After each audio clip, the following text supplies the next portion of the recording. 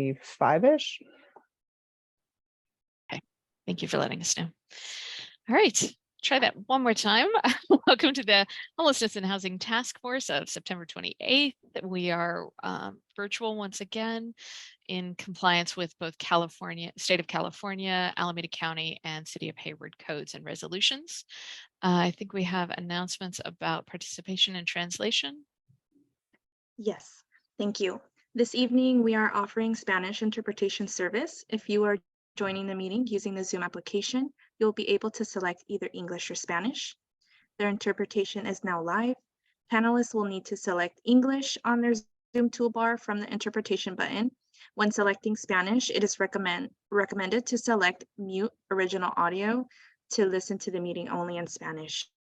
Our interpreter will now make the announcement in Spanish.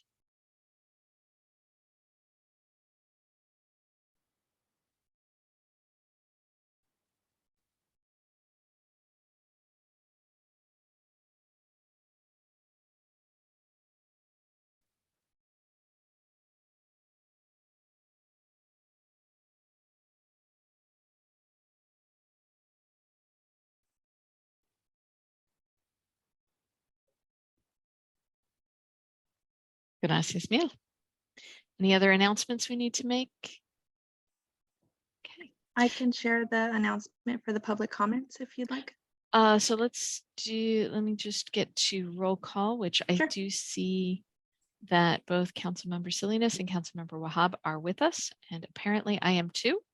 So I think we are all here. And yeah, if you would go ahead with the public comment announcement, that would be great. Thank you. Sure. If you wish to speak and you're using the Zoom application, please click the raise hand button. If you are dialing in, press *9 to raise your hand on the phone and *6 to unmute yourself. If you're streaming the meeting through Zoom on your computer, but dialing in via phone, please make sure to mute yourself so that there's no feedback sound during the meeting. Thank you. Thank you very much.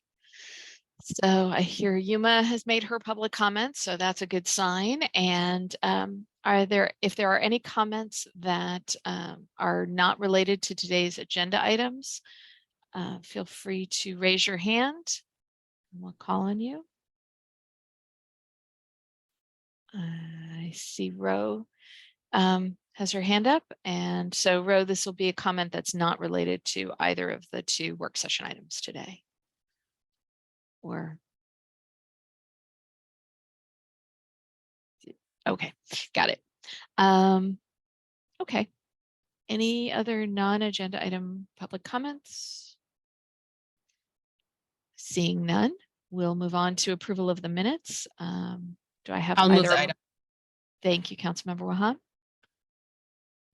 Second. Thank you. Do we need to do a roll call vote for that? I don't think we need to. Yes, we do. Okay. Okay. It's the teleconference thing. So would you mind, Irene? Or Sure. Thank you. Councilmember Lemon. Aye. Councilmember Salinas. Yes. Councilmember Wahab. Yes. Thank you. And that passes unanimously. And welcome, Irene. We're happy to have you.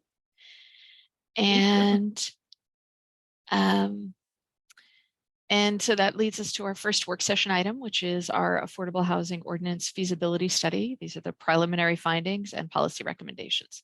So we'll do, as we normally do, our staff report, public comments, and then comments and questions from our council members. So who's kicking us off? Oh. Did you want to? I guess I was will going be to say kicking us yes, off. Christina Morales is kicking us off. Good evening, council members and members of the community. I'm Christina Morales, Housing Division Manager, and we are here today with the preliminary findings from the feasibility study regarding the Affordable Housing Ordinance. Council had directed staff to evaluate the Affordable Housing Ordinance and with the intention of increasing the supply of affordable housing. As part of that, in March in 2022, earlier this year, we looked at the outcomes and the performance of the existing ordinance, and based on feedback we received from the council, we hired Strategic Economics to conduct a feasibility study in terms of what capacity development has in terms of supporting affordable housing, inclusionary housing ordinance, and the fees. So I am going to, most of the strategic economics is going to present their preliminary findings and then give council an opportunity to discuss these findings. So I'm going to introduce Derek Braun and Dina Belzer from Strategic Economics, and Derek Braun will be leading us in the presentation. Thank you. Okay, thank you, Christina.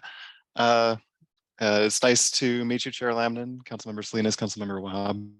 I am Derek Braun, I'm Principal of Strategic Economics, and we're also joined by Dina Belzer, who is the president of the firm.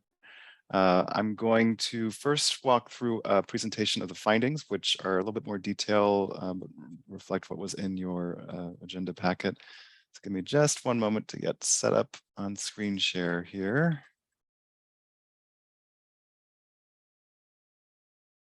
Oh, Irene, it looks like my screen sharing has been disabled.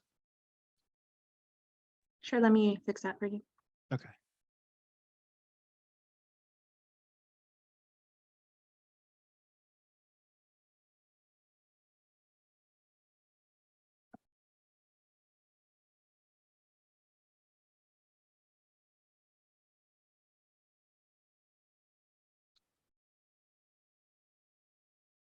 Well, while Irene is addressing that, I can actually start up with some pieces of the presentation that you don't really need to see. So, you know, the purpose of today's conversation really is to review the findings and preliminary recommendations that came out of the analysis by Strategic Economics for updating the Affordable Housing Ordinance, which includes, this update includes the inclusionary housing requirements, as well as the in lieu fee payments. And really what we're seeking today is to hear discussion, your direction on further refining the affordable housing policy recommendations. You can go ahead, Derek, sorry. Okay, great. Thank you. Okay. So as the components of this presentation include an overview of affordable housing development and feasibility concepts, sort of why we do these financial feasibility analyses and kind of how they work. And then I'm going to kind of provide an overview of the policy, comparing policies between Hayward and other communities and looking at how those policies have resulted in production of affordable housing over the last few years, just to sort of ground the existing policy in its performance. And then I'll walk through the findings of our new analysis, which includes the feasibility analysis of the existing policy and alternative policy scenarios, which will lead into recommendations. So just to start off, to reintroduce the policy itself, you know, this policy was initially created, the Affordable Housing Ordinance policy was created in 2003 and updated in 2017 with the purpose of increasing the in lieu fees, applying the Affordable Housing Ordinance to smaller projects down to projects of 2 or more units, and increasing the flexibility for means of compliance, including the in lieu fee payments. This current update is really about ensuring that the Affordable Housing Ordinance maximizes the production of affordable housing. And the process, of course, includes the analysis of the alternatives. And once we have the alternatives a little bit more settled and decisions made about sort of the nature of the in lieu fee, we'll also calculate what's called the affordability gap to establish the maximum in lieu fee. And that's basically the equivalent cost of how much it costs for a developer to provide an affordable unit. And then that's the basis of the fee. We've done a lot of work up to this point. The grayed out parts of this project timeline show work completed.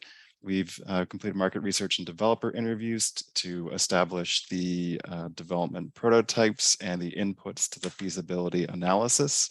We've completed our analysis of pure city policies and housing production, held a meeting with our technical advisory committee, which I'll discuss in a moment. We've tested some of the preliminary policy alternatives and also developed the preliminary recommendations. Looking ahead after this meeting, there is a community workshop that's going to be scheduled for October or possibly early November to get input on the policy recommendations. We will then further refine and test some additional policy alternatives based on your feedback at this meeting, bring that back to the technical advisory committee and develop these final recommendations and report. This will all, of course, be heard by the Planning Commission and the City Council. Speaking of the Technical Advisory Committee, the purpose of the Technical Advisory Committee that's been convened is to provide feedback on the assumptions and development prototypes and the analysis results to sort of ground truth it with folks who are active in development in Hayward. Members include 5 participants, including Kate Blessing Kawamura of Eden Housing, that's an affordable housing developer, and then 4 developers of market rate housing with experience in the city, Stephen Clark of Amcala Housing, Avery Jones of DR Horton, Derek Larson of Dillinger Properties, and Kristen Pollett of Taylor Morrison. And I just want to say many thanks to those folks for participating and giving up their time and sharing their expertise on the TAC. Okay, so just to start off with, I'm going to start at sort of a conceptual level to discuss, how, when we say financial feasibility development, what are we talking about? And how does that relate back to some of the affordable housing production tools that you have? So just broadly speaking, what is financial feasibility when we talk about it for a project? Well, development projects are feasible when revenues exceed project costs and required investment return. And this is a pretty straightforward idea of, you need to make money to cover the cost of building a project. And I'm going to walk through the components of the costs here in the right bar. And then they need to be covered by the market value, which could be the sales prices of the units or the value of the rents that are generated, the stream of income generated from the rents.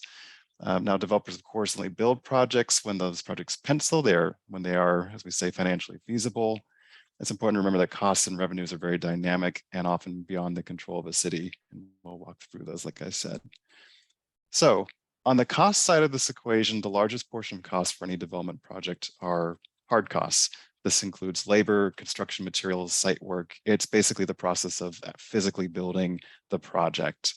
Now, these costs can vary. These costs will vary by building type. For example, wood frame construction for a modest size structure is relatively inexpensive, but as you have greater life safety requirements and you need concrete and steel for larger projects, for taller projects, you start to have higher costs per square foot. It's important to remember that construction costs for hard costs especially are regional. There's some control at a city level over some portions of some of the costs, but really the hard costs, those labor costs and materials costs function at the regional level, regardless of whether you're in Hayward or on the peninsula or in the North Bay. The next component of costs are soft costs, which are things like architecture and engineering, city fees, financing costs, taxes, insurance, and accounting. Then there are land costs. Now, land costs are much more variable than other development costs. Land costs really depend on what is allowed to be built on a site. How desirable is the site for the given use? Is it near amenities for housing, for example, or access to jobs? What's the condition of the land? What's the cost to bring the land up to development readiness? From a developer's perspective, these land costs are what we call residual. It's the value that's based on what developers could afford to pay while also delivering a feasible project. If a project just appears infeasible, or if there are other opportunities on the land, developers might look for something else. And when you have multiple land uses competing for the same potential property, if there's zoning that allows multiple land uses, then that's the idea of highest and best use. It's the idea of the ability of one use to outcompete the other use, like office versus residential. And then, of course, there's investment return. And for a developer, the investment return is a critical part of funding their project because these projects have to be able to attract outside capital. And you can think of it just as, this capital flows very easily. And so if a development project doesn't offer adequate return compared to other safer investments or equivalent investments, then it's unlikely to attract that investment from to the project. And the investment return that's required will really depend on the risk. Riskier projects will require higher return. And then we have on the revenue side, the idea of market demand, which sets the price that buyers and renters are willing or able to pay. This part is very local, and you'll see in our analysis that we broke down sub areas of the city and looked at different tiers of prices and rents. So one thing to keep in mind with all that said, is that policies and incentives the city deploys can impact financial feasibility.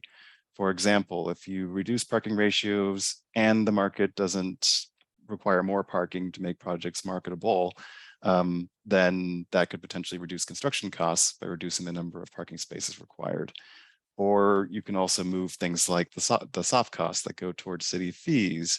You can provide density bonuses that might, not always, but for a financially feasible project might increase the value of the project. And then there are things like reducing the time for the project to be approved, streamlining of approvals, creating greater certainty, which would reduce the investment return required. Another big concept now, moving into more of the concept of affordable housing and what do we mean by that? We think of housing costs as being considered affordable when they're 30% of or less of household income. Housing costs include rent as well as utilities typically. Households are considered to be cost burdened if they pay more than 30% of their income towards housing expenses. In Hayward, about 63% of households are not cost burdened. And you can see 24% of households are renters who are, 14% of households are owner occupied who are. When we talk about affordable housing, we're talking about deed restricted housing that is affordable at specific income levels, which are based on the area median income. And this here on the right shows the percent of area median income that describes very low, low income, moderate income, above moderate income under the current AHO, as well as extremely low income. This differs, this is in the weeds a little, but this differs from the Tax Credit Allocation Committee in California, which makes decisions about low-income housing tax credits, which are a key funding source for 100% affordable housing. So there's a slight difference in how the AHO is structured versus the limits used by the TCAC. And we can unpack that later if you want. So then, as far as the affordable rents and sales prices, those income limits are translated into specific rents, of course, and sales prices by income level. So you can see in Hayward, for a 1-bedroom unit that is affordable at low income, for example, the maximum housing cost right now is $1,714 a month. So, okay, just want to recap for a moment. We covered the overview of how financial feasibility works, what do we mean by it, how policy decisions affect feasibility, and our definitions of affordable housing. I just want to close out this little topic by looking at the two primary means of delivering affordable units and how they affect project feasibility. So of course, with the AHO, one big piece of it is inclusionary housing. These programs require developers to provide units at specific below market rate costs, or typically it's below market rate. And you can see here the effect really is it reduces the project value, which if the project, there's only so much of that value that can be reduced before the project becomes infeasible. But of course, the nice thing about inclusionary requirements is that it is a developer funded source, and it's also the income thresholds are set at the city level. The other way of providing affordable housing is the tax credit projects, those low income housing tax credits, the 100% affordable housing projects. And these projects are able to typically provide housing at lower income levels, extremely low income, very low income, low income, because the level of subsidy required is so high that it's difficult for inclusionary housing requirements to achieve that. So Hayward's inclusionary requirements are set at low and moderate incomes, for example. The benefits of these 100% affordable projects is that they can leverage a lot of outside funding sources like tax credits. And they do achieve greater affordability and a greater number of units that are affordable. The challenges with this is that sometimes you need to have you do need to have a source of outside funding that's a match for a local source of funding to match outside dollars. And also some of those outside funding sources are very competitive. And I should also mention for these projects, typically they don't target moderate income households. That's something that's generally best achieved with inclusionary requirements.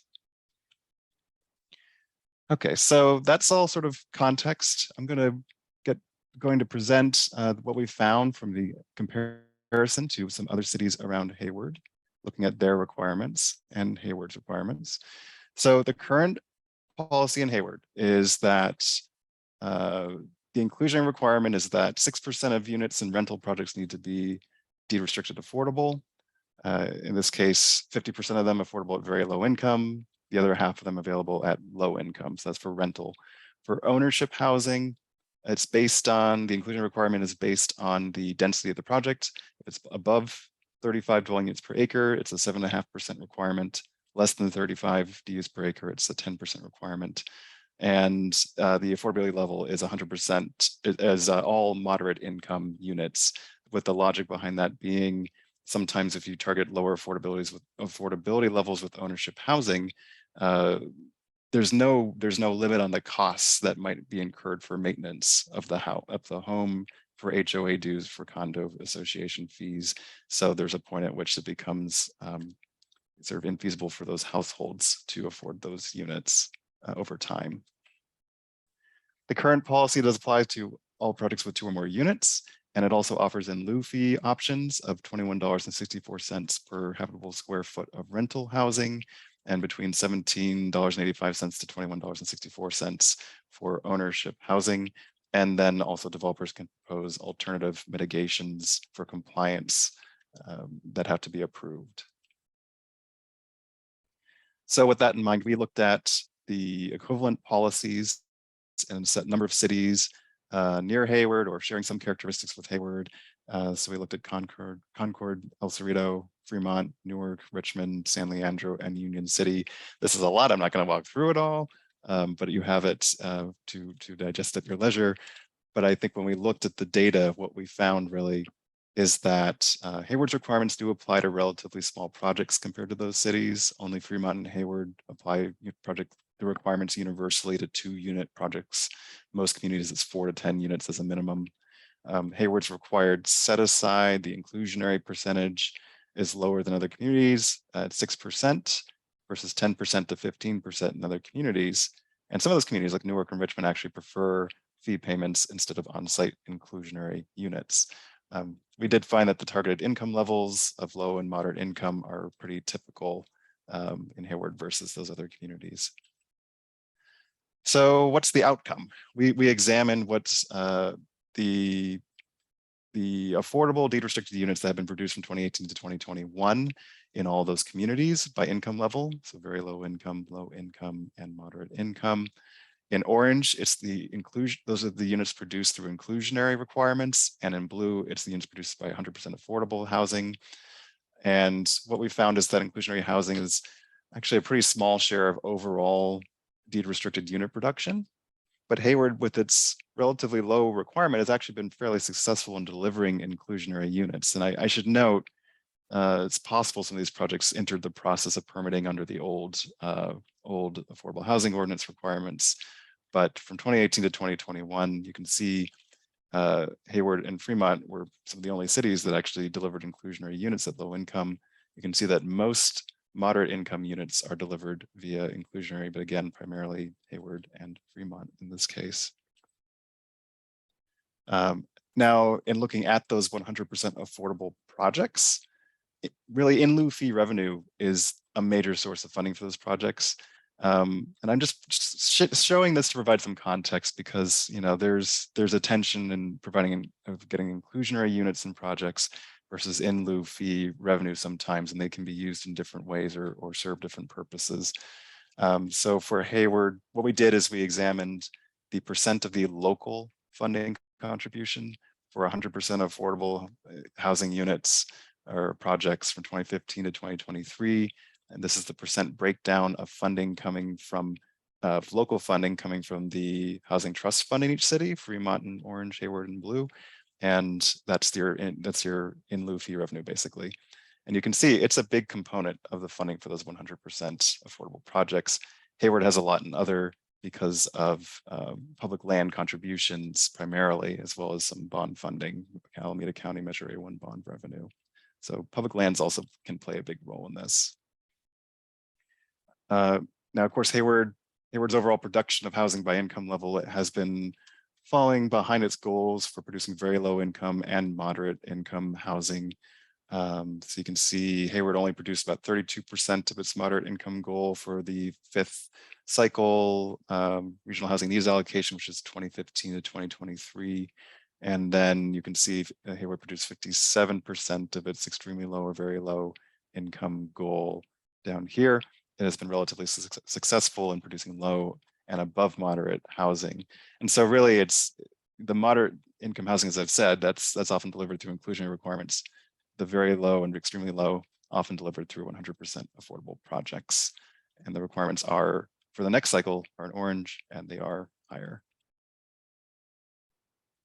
So in looking at all this piece, putting all this together from this examination of peer cities and performance of the current affordable housing ordinance, it's interesting because Hayward's relatively low inclusionary requirement actually produced a pretty high number of affordable low and moderate income housing units, especially compared to many other communities.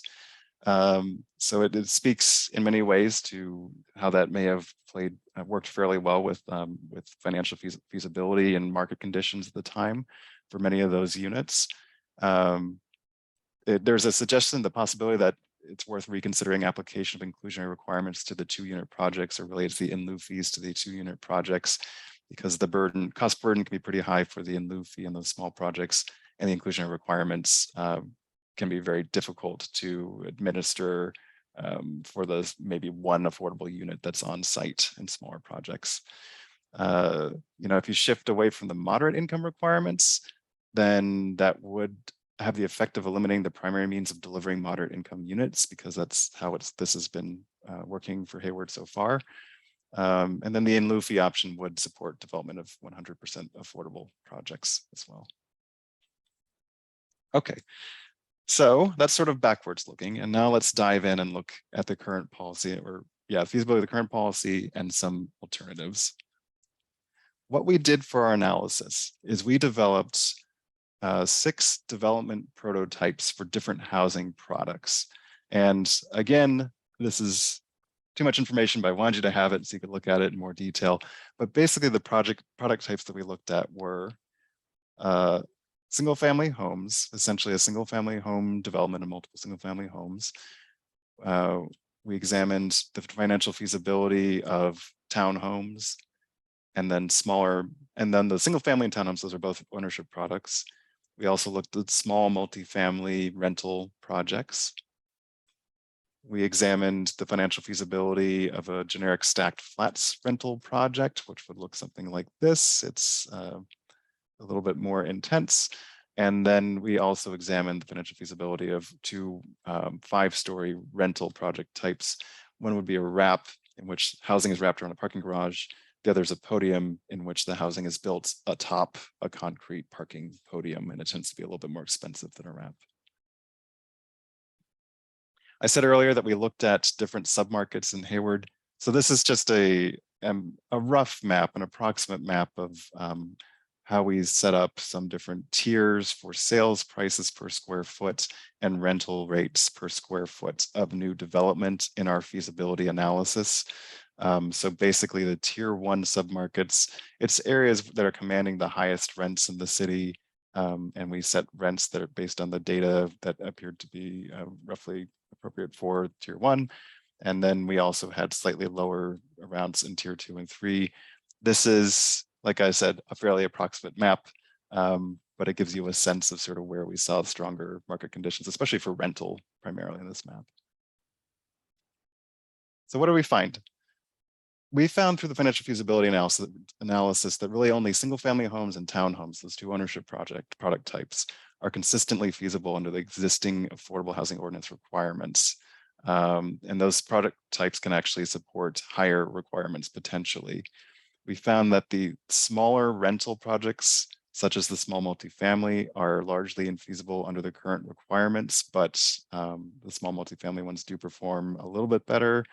And then the higher density rental projects, the 5-story wrap and podium projects, they really are unlikely to achieve financial feasibility. And the way that I'm showing the results here is in orange, it's no affordable requirements applied to the project. Gray is the existing inclusionary requirements, and yellow is the existing in lieu fee requirements.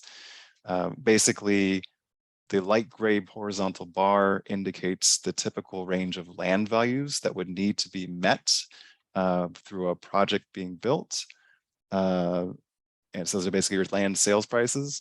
And so if these bars are within or above that range, then the project is likely feasible and able to support requirements, or well, I should say it's likely feasible and able to support requirements if it's the gray or yellow. And then anything that falls below the light gray bar is an infeasible project. And this is looking at the tier 2 submarket values. We found that these findings are largely consistent across all the different market tiers that we tested. Really only single family homes and townhomes are consistently financially feasible. Those two ownership product types that are fairly low density compared to the others.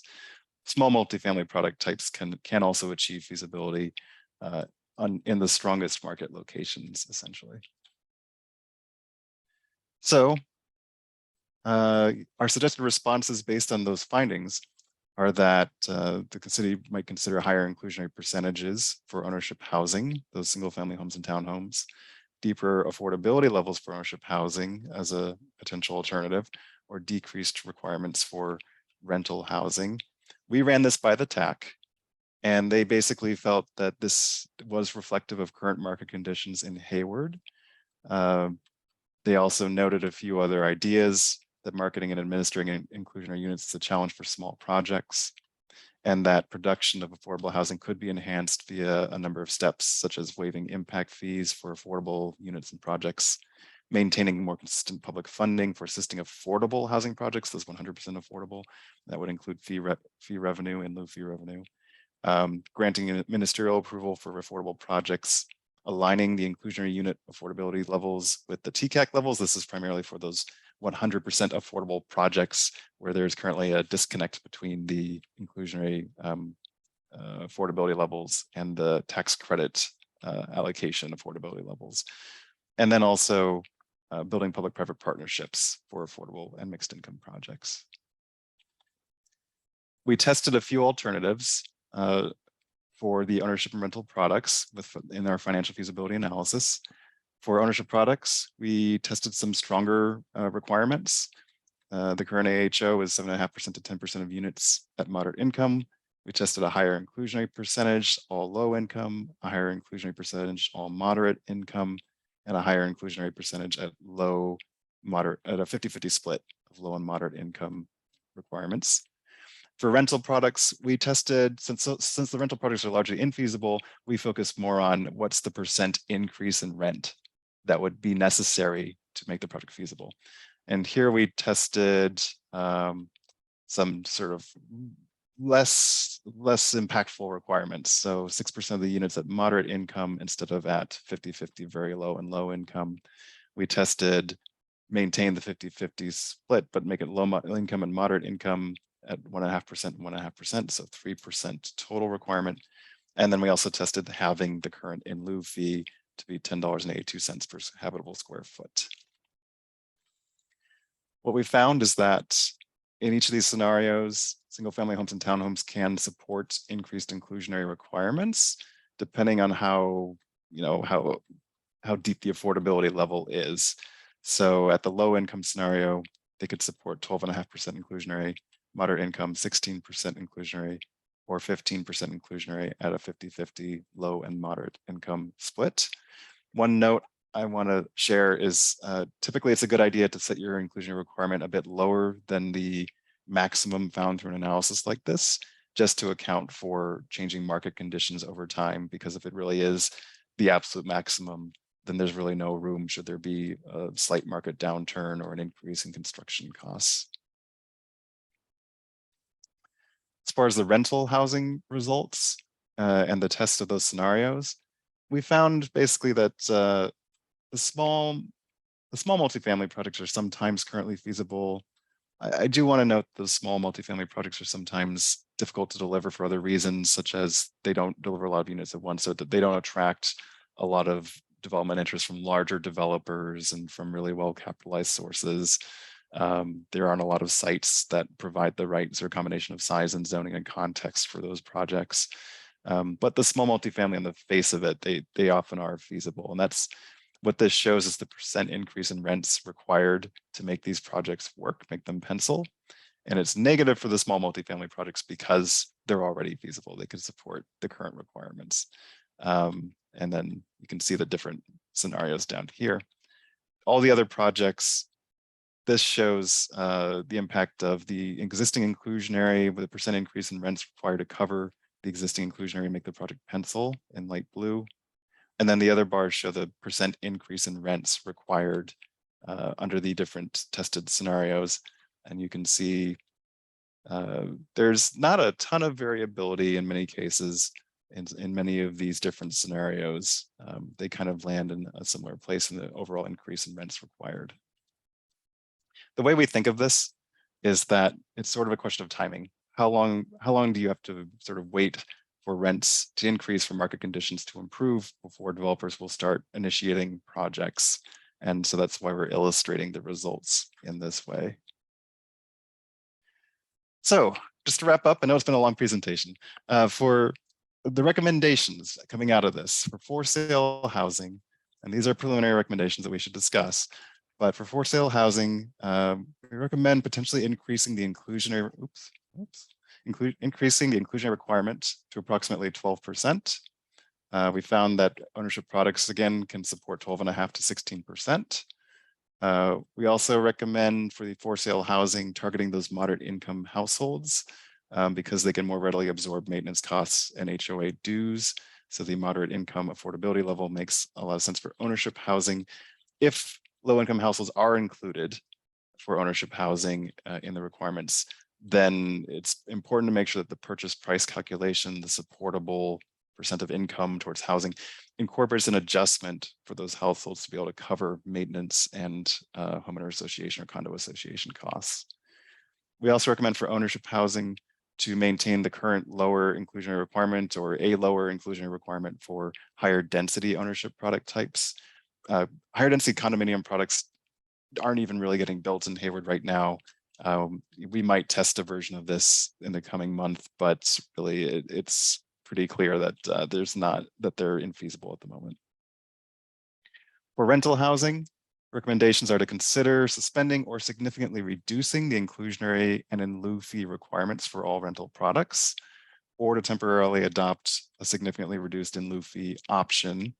One other recommendation is to adopt relatively lower inclusionary requirements and in lieu fees for higher density projects above 40 dwelling units per acre, because those are the projects that are really struggling to achieve feasibility and it might take some time.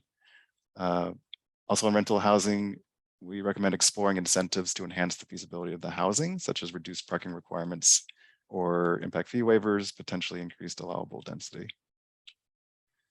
And then on project size, we recommend examining, being willing to consider accepting in lieu fee payments for smaller projects relatively simply and easily. So for projects of 20 or fewer units, sort of defaulting to the in lieu fee rather than the inclusionary requirements, just because of, again, those issues of administering a single inclusionary unit can be very difficult for those small and expensive for those small projects. And the in lieu fee revenue, even if it's not enormous because they're small projects, over time that can accrue and allow the city to produce more affordable units at deeper levels of affordability. So that's the presentation. I hope you're still with me. It's been a long presentation, I know, but please, we welcome your questions, your reactions. We'd just like to have a robust discussion about everything that you've heard here. Appreciate that. Thank you so much. So we'll go next to our community members, so folks who have public comments on this item specifically. Feel free to raise your hand at this point. Our standard time of 3 minutes will apply. And I see Ms. Rowe Aguilar. And somebody can help her.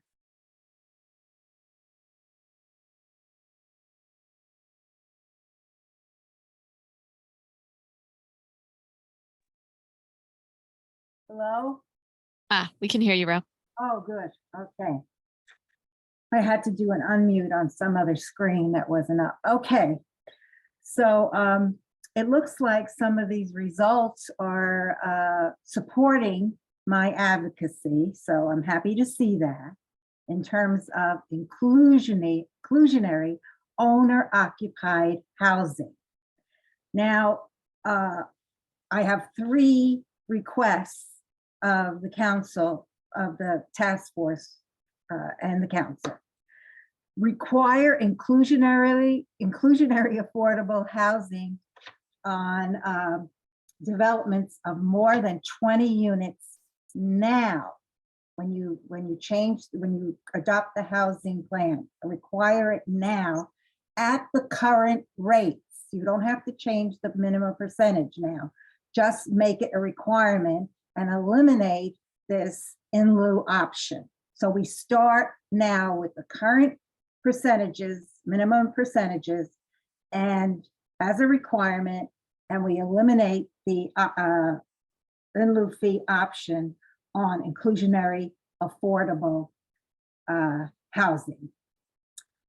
And then on home ownership, continue to provide incentives like density bonus, fast tracking, dedicated city staffing to reduce developer costs, and change the affordable housing, as I said now, in terms of home ownership. That is the single family, the townhouses, and the multifamily housing.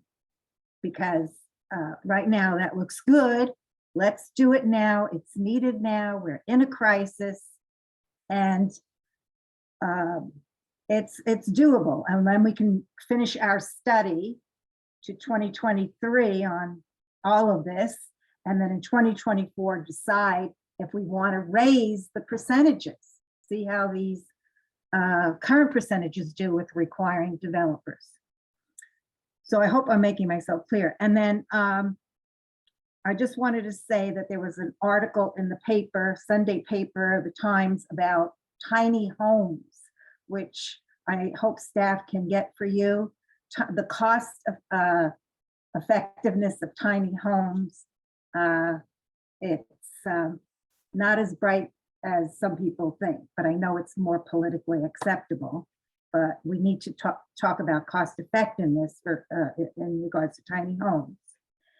And the third thing is I had wanted to, in public comments, wish Aisha good luck in her campaign and congratulate Mark and Sarah on their successful campaigns. So that was my public comment at the beginning. Thank you. Thank you, Ro. Are there any other public comments? Seeing none. Nobody else is participating in this? No. We'll go back to my colleagues, and I see Councilmember Wahab. Thank you. Thank you, Ro, for your advocacy. I really do appreciate it. Do you guys mind if we put up the slides on the recommendations? Sure, one moment.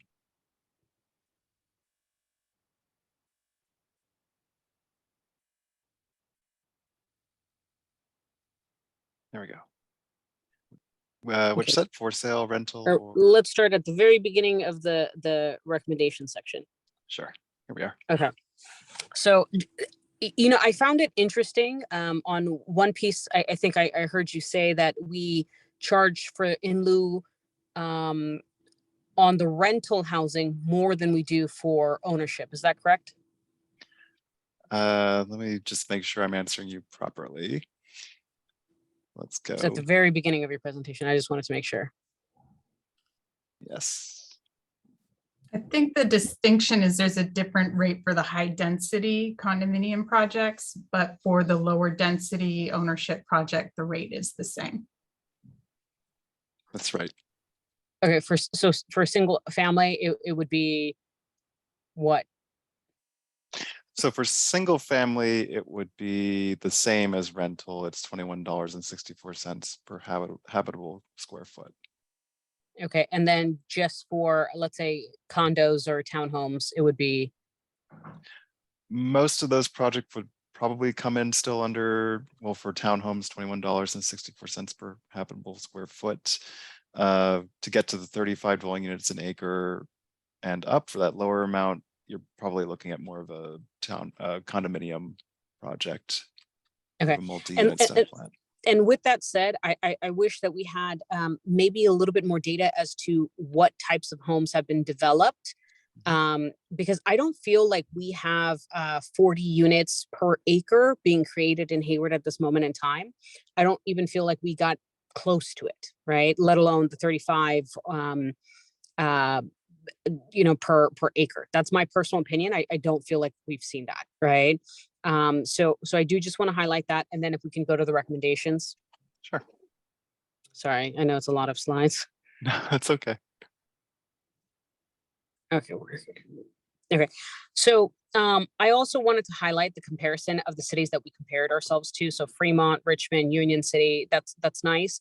I would like to compare ourselves also to other cities. So for example, I do know that San Francisco, for example, has increased their percentage requirement, correct?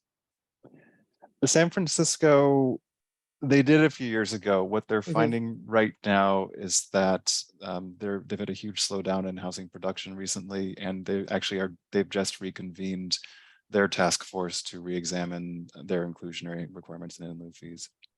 Okay, and the one difference between San Francisco and Hayward is I feel like we actually have more potential to build up.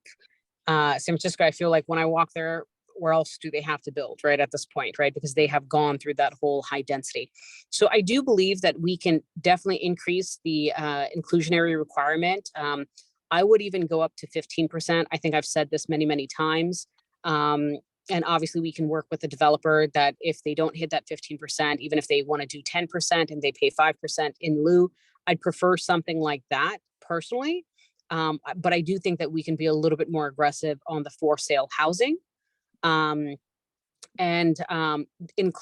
is really, really important because I understand that a lot of the affordable housing groups rely on the in lieu fee, but if we are not creating affordable housing as we are moving forward and we're waiting 3 years to absorb enough inclusionary fees to build one project of extremely low or low income, we are displacing people as we speak, right? So I really want to stress that as much as possible. That is my concern. That is why the rent control piece was important and expanding that. And when we talk about, we highlight preserve, protect, and produce, we do need to protect the people that are currently housed and then preserve what we can, and then obviously produce as we move along. So I do just want to highlight that. I know a lot of the affordable housing groups rely on those in lieu fees, but the fact of the matter is that if we create only extremely low income or low income, we are completely ignoring the missing middle.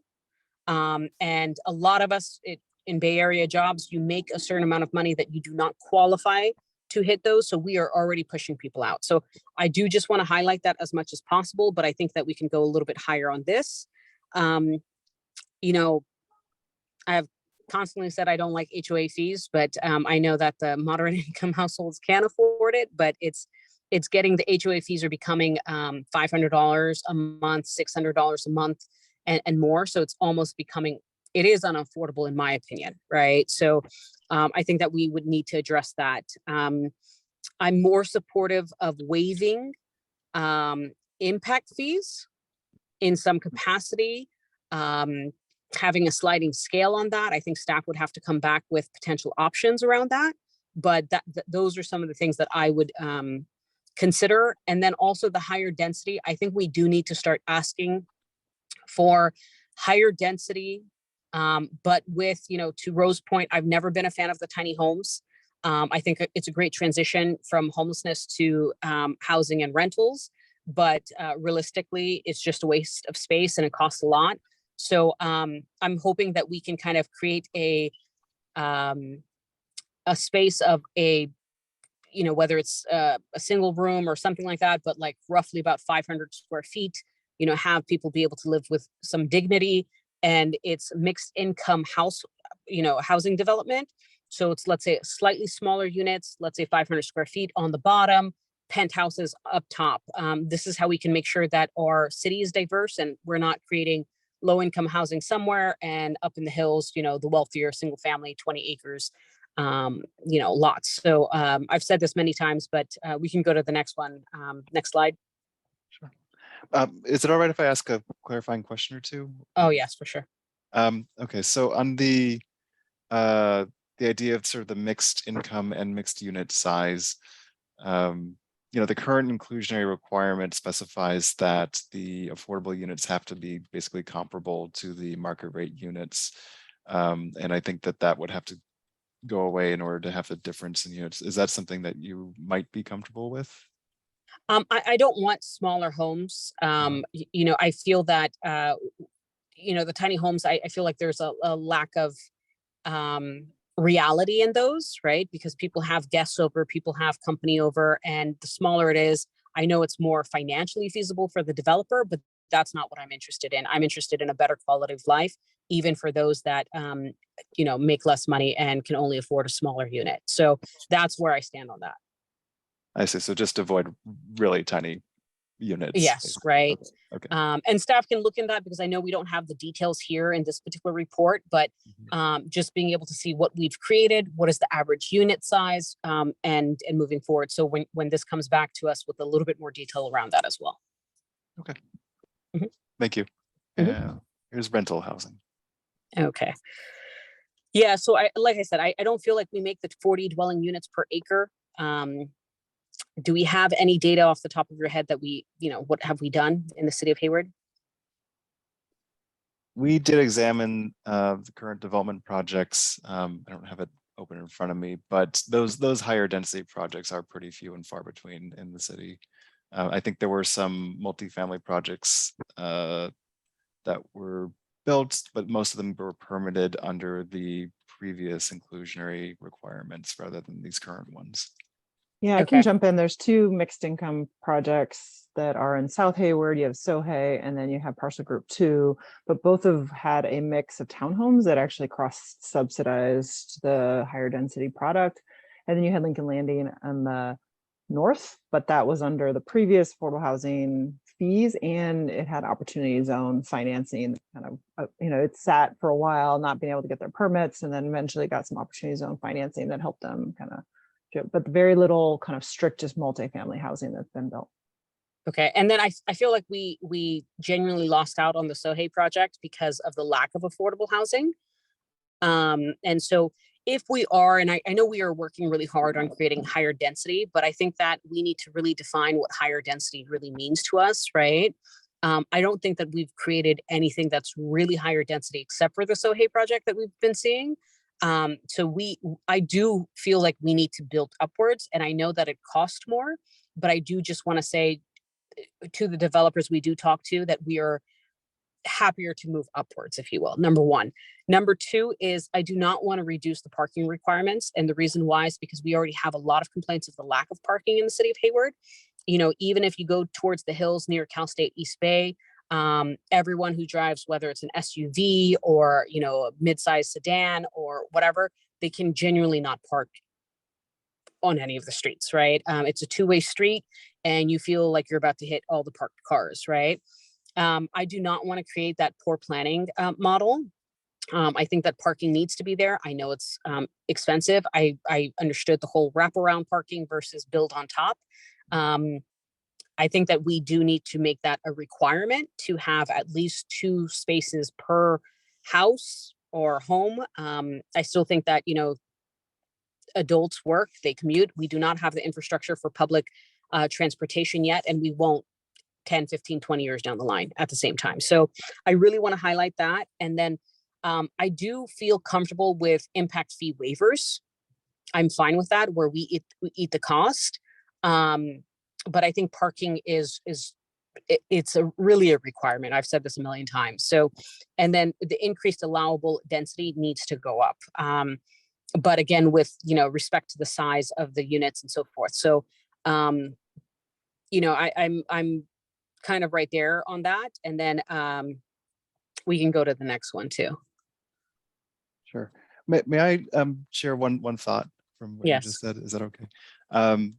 So, so much of what we look at as part of these analyses comes down to these trade-offs, right? And so I do just want to note that one of the greatest expenses for these higher density product types, like those 40 dwelling unit and acre and up product types, is the parking construction. And so at 2 spaces per home, those products rarely get built at that parking ratio just because the cost to support the parking construction is so high. So I'm just pointing this out as a trade-off between, you know, you can either sort of get the high density or the increased parking, but it's very challenging to sort of achieve both in these projects. Yeah, and I get that, but I do just want to highlight. So, for example, I live in a multifamily complex. When I first moved here almost a decade ago, they genuinely had it where, you know, you could have whatever many parkings you want. Every single unit has multiple adults. Every adult has a vehicle they drive. I think two is realistic. I'm gonna just be very, very frank. And I know it's a hardship, but I think that that's something that, you know, needs to be a requirement where we just, you know, waive the impact fees. So it's kind of like, okay, if you do this, roughly 1.5 vehicles or two vehicles at a preferred standard, we'll do X, Y, and Z. I think that that's kind of where I'd like to see kind of potential the conversation going. But again, because I just want to say also, especially for rental housing, we pay for our parking space every single month, right? We pay for our dog every single month, right? So it's to a point where money is being made, but let's make sure that we are accommodating the actual residents and the quality of life. Because if you park on the side of a street, near a church, near a store, your car gets broken into, it's not creating a good quality of life for a lot of people. So I do just want to talk about the realities of that, but we can go to the next slide.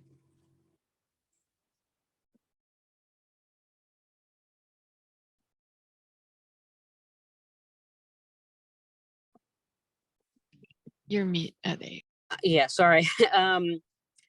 You know, I'm open to this. I think that I think if it, you know, there are, especially with SB 9 and 10, with smaller units potentially going up, you know, with ADUs being created, with the changes that we may want to revisit this. So I'm kind of comfortable with this, and we can move on to the next slide.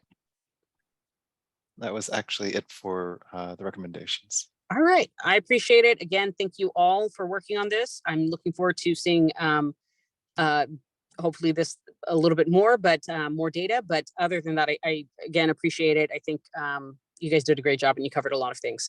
But more affordable housing, 100% higher density, and let's see, you know, how parking works. So thank you. Thank you. Thank you.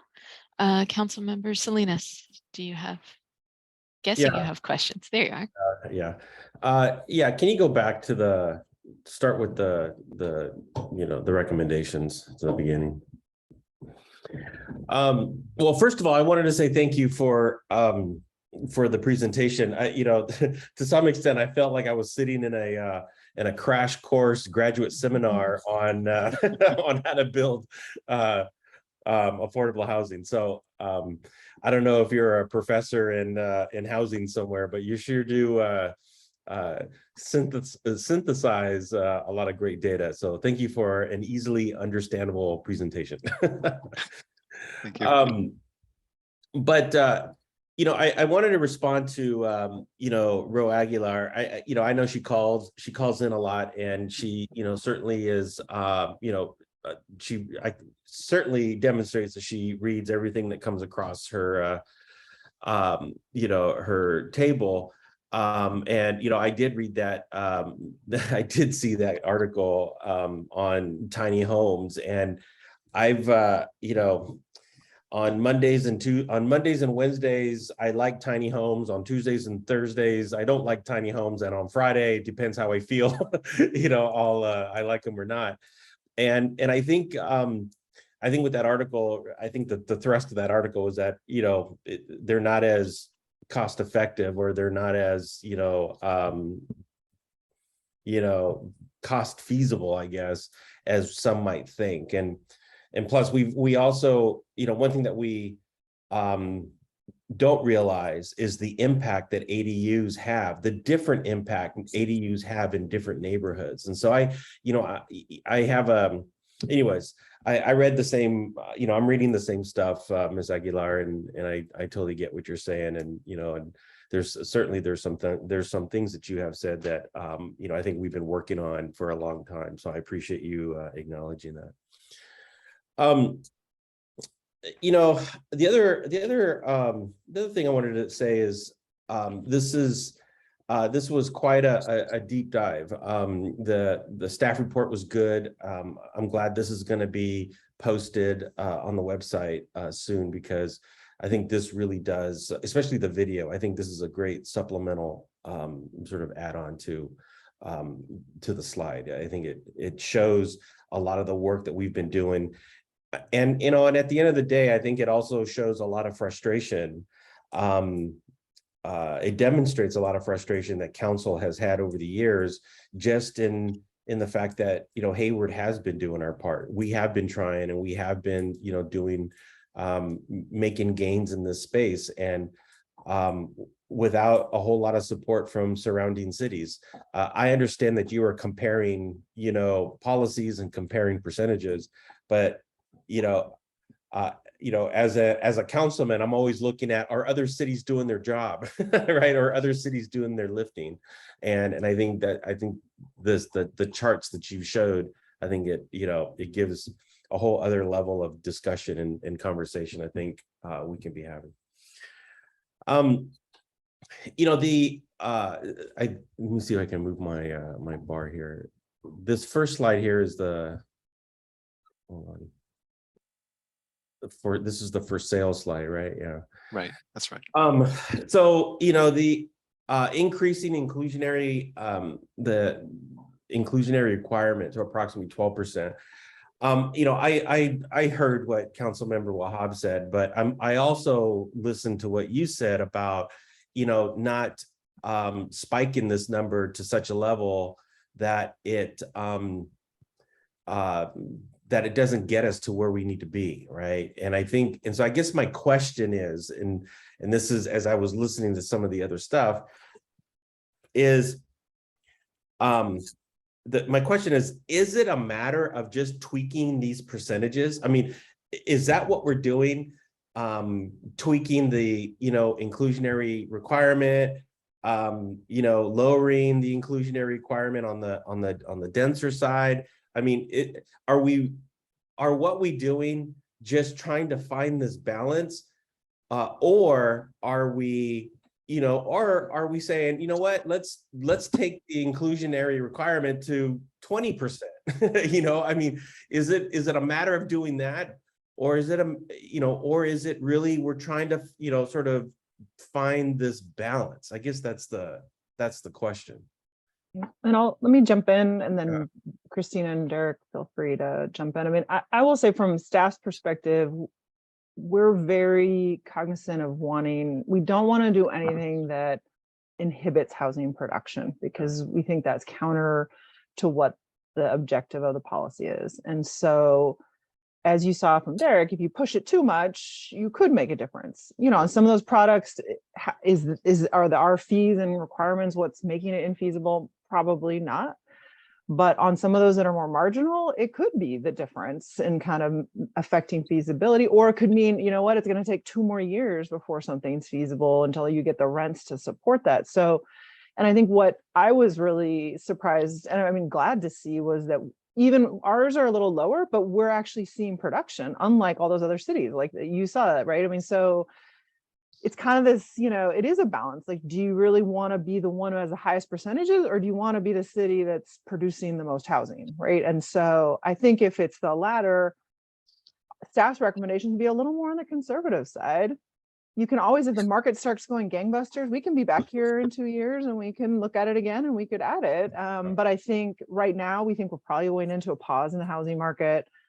These are under current circumstances. It could get worse if interest rates keep going up. So I guess from our perspective, we want to see those housing being produced and inclusionary being produced. So I think we would say, please, our recommendation is to be balanced and a little, not too conservative, but kind of a little on the conservative side. Yeah. I don't know if Christina or Derek want to add anything. Yeah, I think that's a great summary. I mean, just to go back to the results and sort of how this plays out.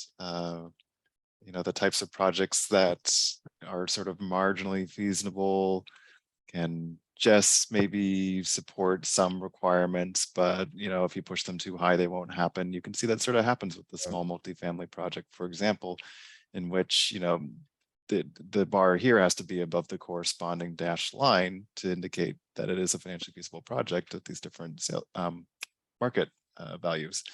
And really, it's only in one specific circumstance. I mean, the takeaway is it's just in that bubble. And, that's where it makes a difference. Now, for some of these other projects, it's true, for these really high density projects, this is the one that shows the % increase in rents necessary with different requirements.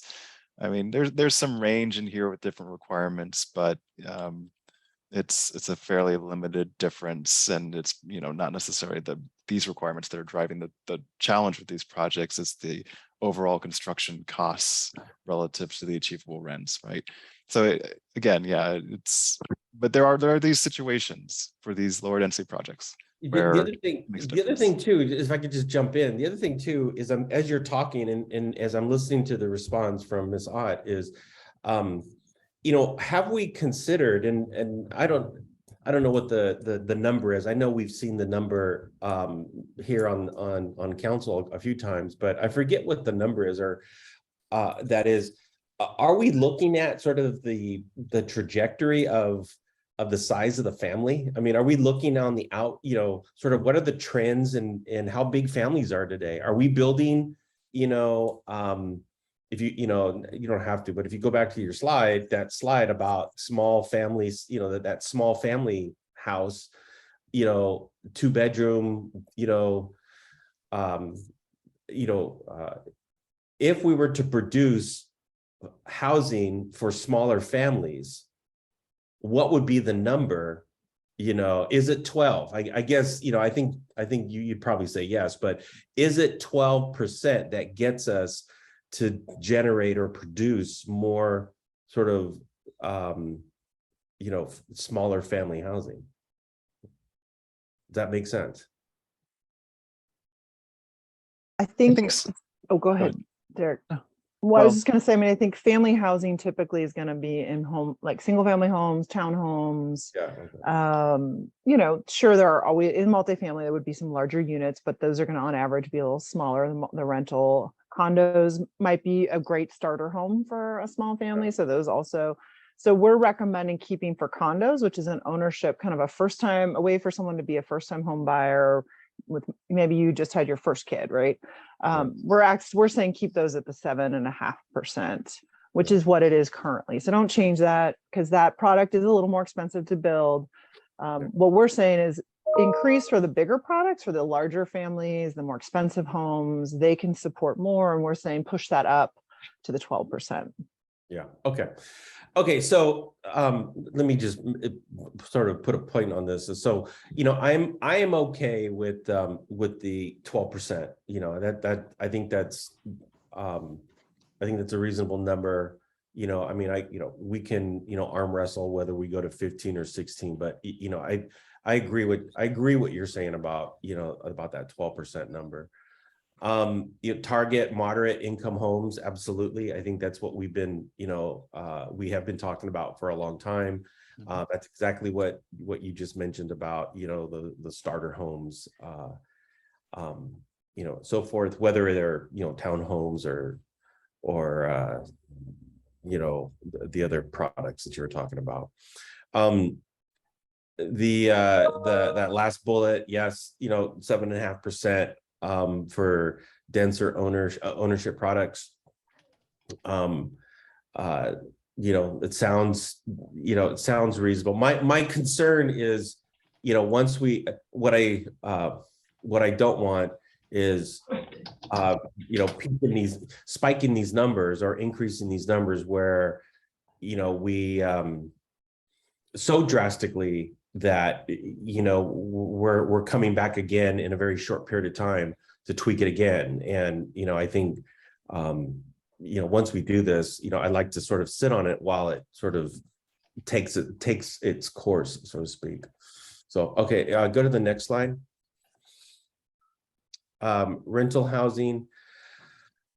You know, I'm very cautious when we start talking about you know, reducing and taking away in lieu fees, because you know, these are, and I'll just give you one example, and this has been brought up on the council before by a former council member about, you know, once we start taking away in lieu fees for, say, things like, you know, parks, for example, you know, people who live in apartments, you know, they don't, you know, they're not going to have amenities at the apartment or in their, you know, in their complex.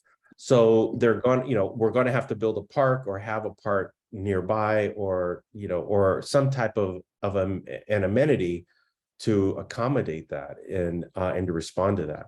So I'm, you know, anyways, I'm very cautious with this. I don't mind considering it. You know, I know we've even considered this on a project by project basis. You know, if we, you know, I mean, I don't mind to have, you know, I'll support this to you know, to be in there, but does this sort of restrict us from making decisions on a project per project basis? So let's say something happens down the road that we have to, you know, not do this. Can we do that? I will say for projects with like public land projects, Yeah. you have the discretion to require as a condition of, Yeah. you know, taking city land, that you could say, look, fees are not an option for you. You're, you know, on site. I think, you know, my sense is, and we could check with the city attorney's office, but once you have a policy, and intent is, I mean, and the policy Yeah. allows for a choice, you know, Of course. they should have the discretion to take that choice, or else, you know, maybe we should change the policy. So I think staff would say, you know, anyway, so I think that's where I think that's our perspective. I Yeah. mean, I think Yeah. is we should have a policy that reflects what you know, if you're going to give people a choice, let the developers a choice, let them have a choice. If you don't, then that's fine. I think we like the idea of having a choice. We do see it, you know, Christina can chime in, but we do see with some of these townhomes that I think projects that they are preferring to do the inclusionary. So we're getting, I think, those moderate income units, which are the ones where we're kind of most efficient through this inclusionary policy. But we're also giving people a choice to have the fees, and then we can use the fees to really subsidize for the 100% projects.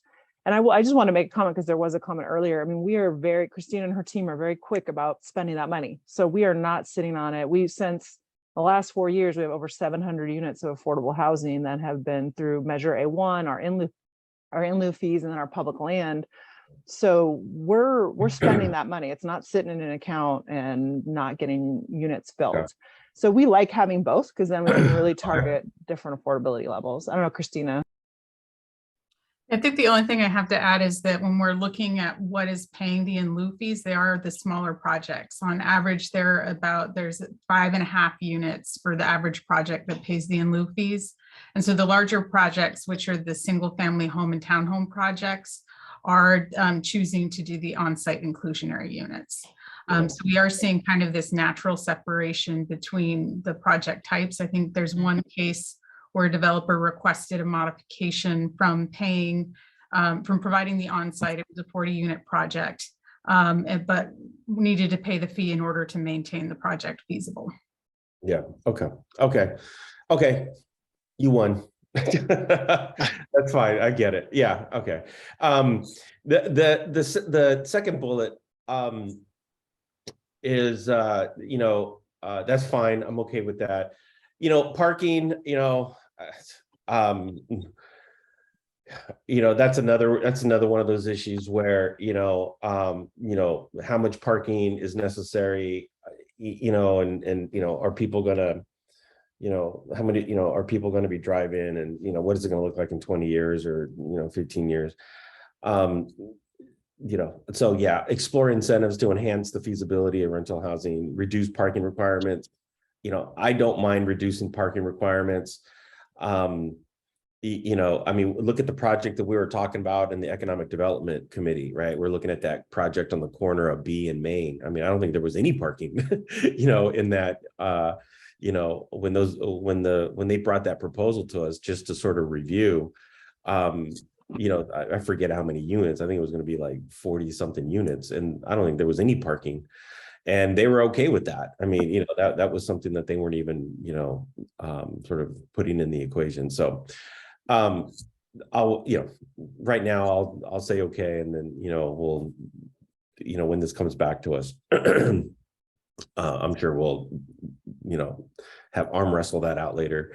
What's the next slide? Sure. Yeah. Yeah, I mean, yeah, I think that's fine. I think that's okay. Yeah, because I know we were talking about that even in the ADUs, right? I think that we do collect in lieu with ADUs, correct? Don't we? If there's more than 2 units in the project. Yeah. So Okay. if it's a single family home with an ADU and the ADU is over, I think it's 720 square feet, then you would be charged the square footage of the ADU. Okay. Otherwise, just the single family home. Okay. Okay. And then what's the next slide? That was it. Oh, that was it. Oh, okay. So yeah, thank you.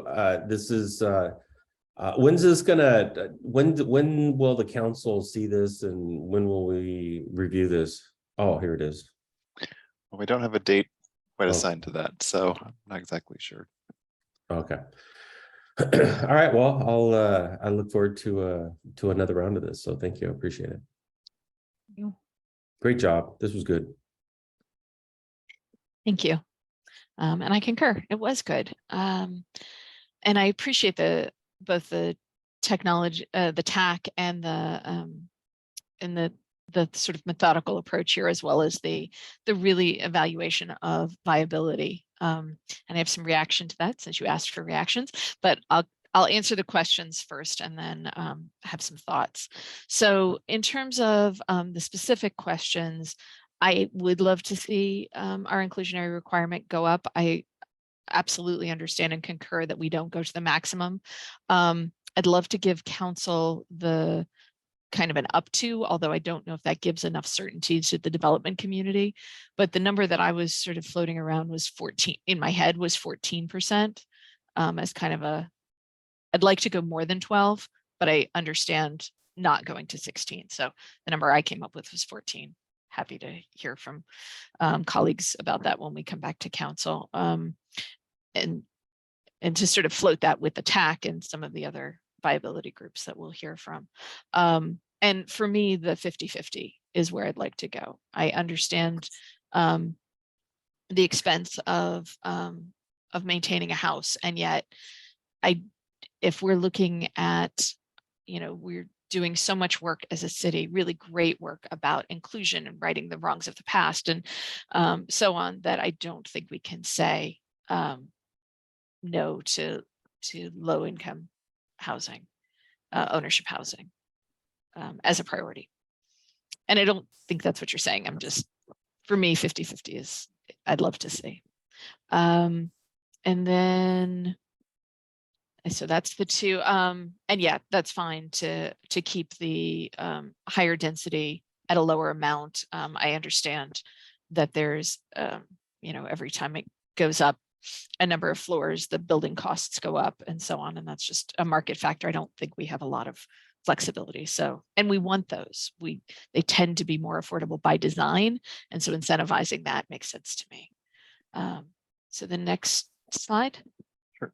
Would yeah, feel free. Apologies. Would you mind if I just to refresh, if anything, my own memory of the findings for the 50-50 scenario? So it was low and moderate, and that was at 15%. So yeah, you know, the 14% idea does fall readily within that, and as I'm sure you already had in mind. So that's okay. Yeah, good to check me. I appreciate it. Just checking me. all good. This is a team effort. Um, and then on the rental housing, I really don't have an appetite for suspending fees on inclusionary. To my point earlier about the diversity, equity, inclusion, overcoming redlining, things that we're doing, I cannot sit with okay, we're going to build the market right now, and even with an expedited building schedule, the market rate gets to be here and the low income gets to be here. And that to me does not feel consistent with our values. I also, those products, when we rely on the tax credits, are rentals. And so we're not creating that ownership opportunity, that real thing that changes the equation. So we've talked about that before. I won't belabor the point. I just will ask that so that's my recommendation, that. And yeah, again, I realize that the higher density, the wraps, the podiums, even the stacked flats, which are the thing I really want, are really not particularly feasible. I don't think us changing our in lieu requirements are going to change that equation. So again, not a big appetite for doing that. I do, I appreciate the requiring inclusion. And I understand that there's some flexibility, like we do partial units. What we're doing right now seems to work, but I don't know if it gives developers enough clarity. So I'd be interested in feedback about that. Right now we have the flexibility, but apparently the sense I get is that the message to developers is we want it inclusionary if at all possible. And that seems to be working. Most things that we have some level of inclusion. So I'm happy to pause, although I know we're going to lose some staff after time. So if there's a comment on that, I'll stop for a second, I swear. Okay, then I'll continue. So on the, sorry, can you go back to the, Oh, sure. where we Sorry. just were? Sorry. One thing I wanted to say about, okay, talked about not the incentives. Oh, and so then the flexibility. So I am interested in some flexibility. I absolutely know we have overparked neighborhoods, but and the state just passed legislation that may limit our ability to require parking anyway. So, I'm very interested in what flexibility we can do in terms of maybe it's timing of paying those fees, of paying a fee, or some other things. And I'll talk briefly about that in a little while. Okay, next slide. Thank you. And then project size. I don't, again, have a lot of appetite for changing even on the smaller projects. I mean, maybe if it was 5, I'd have some appetite. 20 still seems too high for me to be ready to not have inclusionary units in those. And I absolutely get that there's some administrative difficulties, both from the city side as well as from the developer side. And so, is it a good time to talk to Eden INR or another organization to be able to help manage those for both the city and the developer? I don't know, but it's a thought that came to mind. Okay. Anything else on recommendations? That was it as far as what's in here. Okay, then the last thing I'll add just on the commentary is there's a feeling a little bit of sort of rearranging the deck chairs on the Titanic. And that's not to say we haven't done great work. We absolutely have. And I appreciate the report. I appreciate all of the housing production. I mean, arena numbers look so much better these days than they used to. Kudos to everybody for that, for sure. I think we have to look at, and yes, I will talk tiny homes too for just a moment. I think we have to think differently. What we don't really need is above moderate housing. We just don't. What we need is deed restricted affordable at various levels.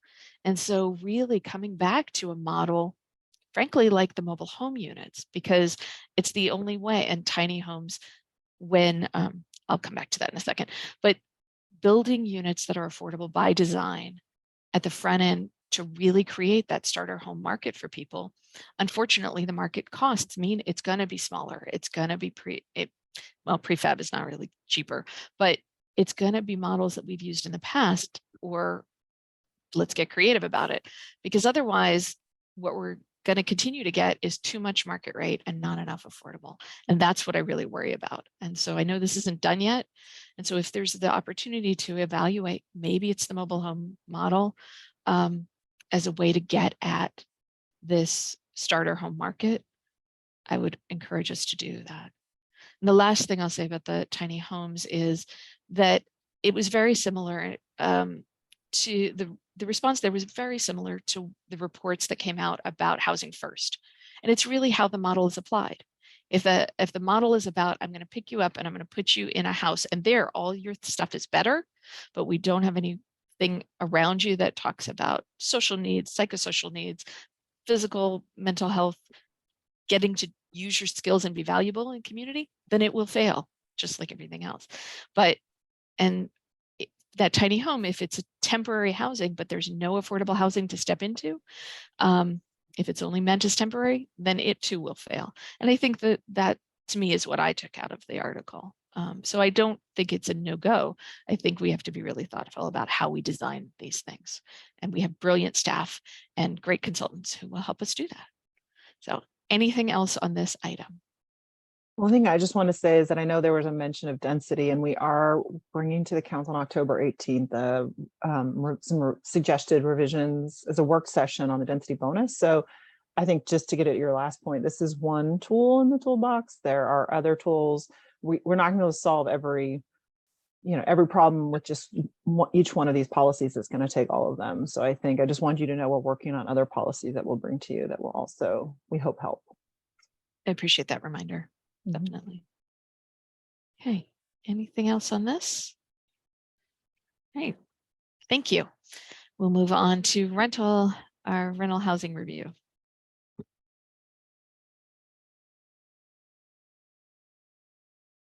Hello, Dr. Bloom.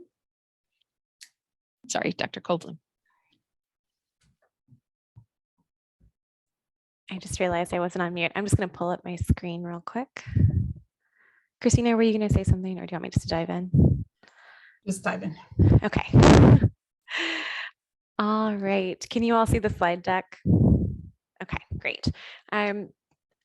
All right, so good evening, council members. I'm Amy Colbloom, and I'm here with you tonight to provide an update on the implementation of the city's residential rent stabilization and tenant protection ordinance, which you know is the RRSO, as well as the tenant relocation assistance ordinance, which we refer to as the TRAO. I'm going to start with a recap of the implementation of the RRSO and then go with the timeline, and then go a little more in depth into a progress update. We'll do a brief update on the tenant relocation assistance ordinance, and then finish with a summary of some of the changes that have been implemented to our public contact process. I do want to say kind of up front as a disclaimer that I may say during the pandemic tonight when talking about the data. And what I mean by that is from the time when there were local or state eviction protections in place, which in Hayward was around March 24th was I think our local eviction was our moratorium was enacted. And most of the data tonight, unless I say otherwise, goes through June of 2022, which is when the state moratorium ended. So there's not any data tonight, unless I say otherwise, that is post-pandemic, referring to the presence of eviction protections. So just wanted to put that caveat out there.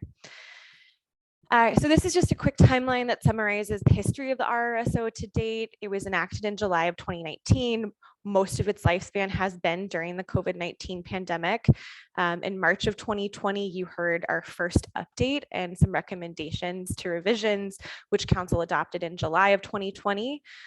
Later in September, we came back to this body at the request of the council to present a report on alternative rent increase thresholds. Later in November of 2020, council voted to maintain the existing rent increase threshold of 5%. And then finally, a year ago, September of last year, this task force heard an update on the RSO, as well as the relocation assistance ordinance and some of the COVID-19 policies in response. So with that said, I'll try and kind of remind everybody of what is in the RSO, but if there are places where I speed through and you need me to clarify, please let me know. Okay, so one of the more exciting updates that we have for you tonight is new data. Through our participation in the Eviction Prevention Learning Lab, staff has requested and received unlawful detainer data from the Superior Court of Alameda County for the entire county. And we've compiled data from January of 2000 through July of 2022. To clarify unlawful detainer data, the unlawful detainer is the legal filing that a landlord submits to the court to execute an eviction. So there's some limitations to this data. Tenants, like there may be tenant displacement that doesn't capture. So tenants may leave after getting an eviction notice before there's a filing, or they may leave before a UD judgment is reached. Also, because of California state privacy laws, we're not able to get pinpoint location data, so we can only go by zip code. But we got all the data in Alameda County, which has made us rather popular with our peers in other cities, as we're able to share this data with them as well. So with that said, we can still look at trends in this data set to see how things are changed over time. So the chart that you see on the screen now shows unlawful detainer data, unlawful detainer filings. So a landlord submitting a filing to the court since January of 2000 for Hayward. And you can see that unlawful detainers peaked in 2008. From 2016 through 2019, the volume kind of leveled out, averaging just under 600 filings a year in the 4 years prior to the pandemic. You can see that COVID eviction moratorium line is right on top of the year 2020 there. So as I said before, the eviction moratorium were enacted in March of 2020. So of the 122 filings in 2020, almost all of them happened before the moratorium. So if we total those that happened in 2020 and 21 and 22, there were only 121 filings since the protections were in place. There's a lot of 20s, but that's kind of the takeaway here, is that since the moratorium were enacted, we've only seen 121 unlawful detainer filings total. We can also, as a reminder, I should say, the RRSO requires that landlords provide our office with copies of all rent increase and termination notices. So when it comes to the termination notices, these range from 3-day notices to pay or quit to 60 or 30-day termination notices, depending on the type of just cause eviction. And again, the landlords are kind of required to self-report these to us. So there are likely some compliance issues and they're not fully comprehensive. Through June of 2022, we've received just under 800 total notices. If we look at kind of the before and after the pandemic protections, 86% of those that we received before the pandemic were for a failure to pay either rent or utilities. Once the pandemic hit and we saw those eviction protections, more, so 95% of those termination notices that were submitted to our office were for a failure to pay rent or utilities. And now that we have this unlawful detainer UD data, we can overlay that data with the termination notices we received to kind of see, here are the notices we're getting, how many of them are being filed in the court, knowing that there's some limitations again because of the self-report part of it from landlords. So when we do that kind of overlay, we see that there was, prior to the pandemic, the number of UD filings were greater than the number of termination notices that were submitted to our office. And there was a big increase in termination submissions to our office starting in the second half of 2020. It's likely due to several factors, but we were doing a lot of outreach to landlords and letting them know about what the rules were for complying with state and local moratoria. And that aligns with the fact that there were changes to state law that required landlords to serve 15-day notices of termination in order to access rental assistance. And I think anecdotally, I think we also saw some improved compliance because landlords were paying closer attention. They were talking to us a lot more. And our staff, basically, anytime we're on the phone with a landlord talking about any issue, we kind of check in to see if they've got a covered rental unit. And if so, make sure they know about the RRSO and their rights and responsibilities under that.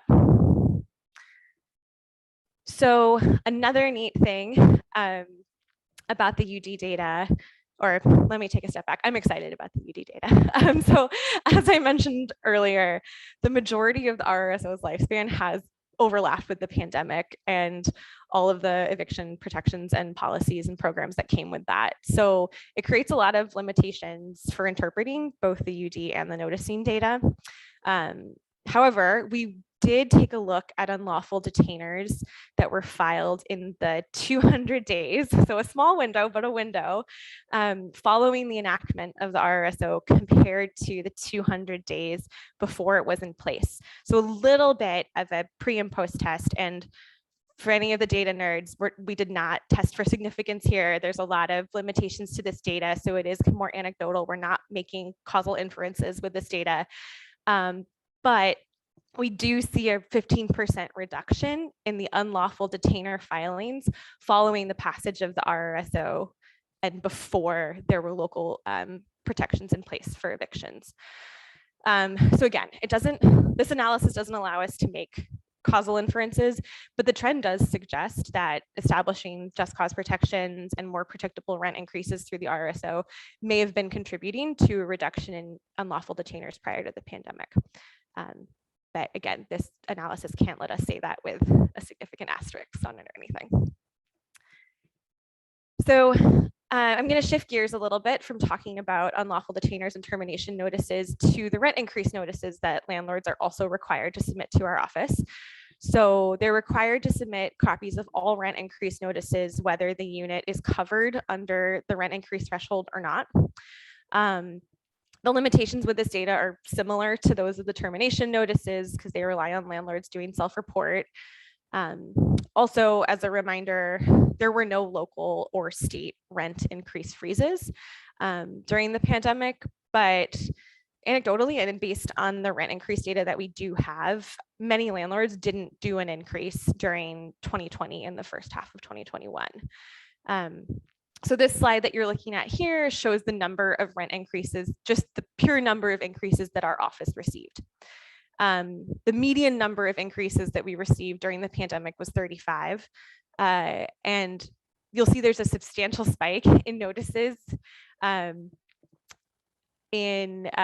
21. And then when you kind of break out the Q1 data, and there's like a big spike in January as well of 2022. And during that time, we saw a lot of like individual landlords doing a big submission of rent increases. So a property with hundreds of units all receiving an increase. So or many receiving an increase. So we see those spikes, and those tended to happen even before the pandemic, where you'd have one large property that was complying with the ordinance, and we'd see a big spike just from that property doing its annual increases. The next slide here, so a lot of data going on in this chart. It shows a comparison of rent increases between covered rental units and rental units, but also some market level data. So as a reminder, covered rental units, or as we call them, CRU, those are covered by the rent increase threshold of 5%. And then rental units, which we call RU, are not subject to the increase threshold. And as with data that we brought last year, we continue to see lower average rent increases for covered rental units compared to rental units. There have been, as you can see in the last cluster here in 2022, there have been CRU rent increases that are averaging above 5%. And this is because many landlords, as I said before, didn't apply an increase in 2020 or 2021 and are now applying banked rent increases as allowed under the RRSO. So that's why you're seeing that average coming up above 5%. But overall, when we look across all the increases that we've received, CRU still is averaging below 5%, whereas those that aren't covered by the threshold are averaging just above 5%. We also have this market data. It's useful to look at this, but there are a lot of limitations. So first of all, this market data is just for multi-unit properties, and it's just for new leases. So it doesn't capture lease renewals. And we know from the data that was submitted to us that a lot of increases are coming through renewals. It doesn't capture the existing leases or changes to those agreements over time. But you can see in this chart that the market rent increases were lower on average during the pandemic, but have grown pretty substantially in the second half of 2021. And most recently, the most recent data in 2022, they're exceeding the rent increase threshold of 5%. Okay, so now I'm going to shift gears from all of the notices and increases to talk about the actual rent review petition process. So actually, I would like to just pause here really quickly to thank Irena for her support on this piece. She helps with the analysis here, and she's been on our team for like, I don't know, 5 minutes and just jumped right in with a lot of things, including helping on this section of the report. So thank you for that.